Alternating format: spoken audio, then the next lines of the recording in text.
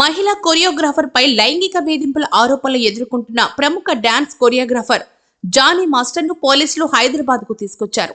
గురువారం గోవాలో ఆయన్ని అదుపులోకి తీసుకున్న సైబరాబాద్ ఎస్ఓటీ పోలీసులు స్థానిక కోర్టులో హాజరుపరిచి ట్రాన్సిట్ వారెంట్ మీద హైదరాబాద్ తరలించి నార్సింగి పోలీసులకు అప్పగించారు.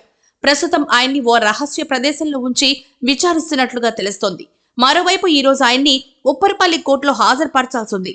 జానీ మాస్టర్ పై ఫోక్సో చట్టం కింద కేసు నమోదు కావడంతో కోర్టు రిమాండ్ విధించి పోలీస్ కస్టడీకి అనుమతించే అవకాశాలు కనిపిస్తున్నాయి.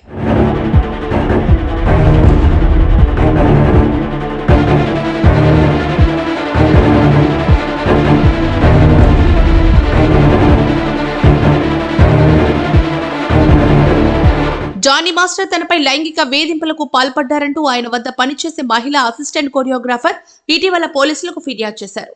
చెన్నై, ముంబై, హైదరాబాద్ తో పాటు ఇతర నగరాల్లో అవుట్డోర్ లో షూటింగ్ చేస్తున్న సమయంలో జానీ తనపై లైంగిక వేధింపులకు పాల్పడ్డాడని, కొన్నిసార్లు తనపై దాడులు కూడా చేశాడని రాయదుర్గం పోలీసులకు ఫిర్యాదు చేసింది.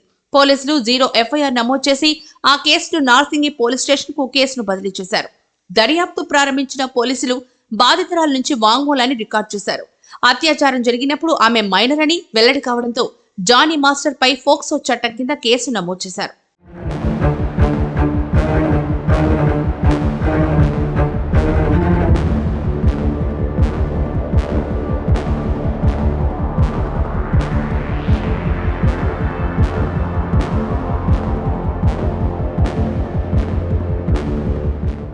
కేసు నమోదైనప్పటి నుంచి జానీ మాస్టర్ పారారీలో ఉన్నాడు. నెల్లూరు, నార్త్ ఇండియాలో ఆయన తలదాచుకున్నట్లు వార్తలొచ్చాయి.